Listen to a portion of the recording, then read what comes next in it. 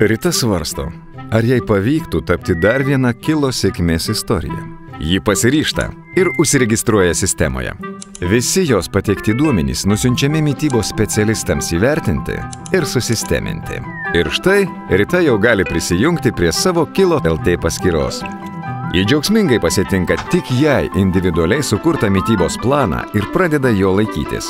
Nors ji ir supermoteris spėjanti viską, bet ilgainiui laikytis plano tampa sudėtinga. Ir tuomet ji atranda mygtuką keisti. Ji gali keisti bet kokį patiekalą į šimtus kitų – pusryčius, pietus, vakarienes ir užkandžius. Todėl Rita nebesilaiko plano. Rita improvizuoja ir valgo tik tai, ką nori. Ir nepriklausomai nuo to, kiek ir kada ji keičia patiekalus, kasdien gauna tik dietologės patvirtintą kalorijų ir maistinių medžiagų kiekį. Kilo profesionalai nuolatos stebi Ritą. Jie žino, kaip ji maitinasi, jaučiasi ir net miega. Būtent tai motyvuoja Ritą nepasiduoti. Todėl Rita nusipirko sportbačius ir pasiryžo pradėti sportuoti. Na, bent kartą per savaitę. Kilo treneriai paruošė Ritai programą pagal jos poreikius ir nuolat ją konsultuoja. Nors praėjo vos 2 mėnesiai, Rita jau turi savo sėkmės istoriją, kuri nuo šiol įkvėps ir kitus. Kilo LT – veiksmingiau už viską, ką jau išbandei.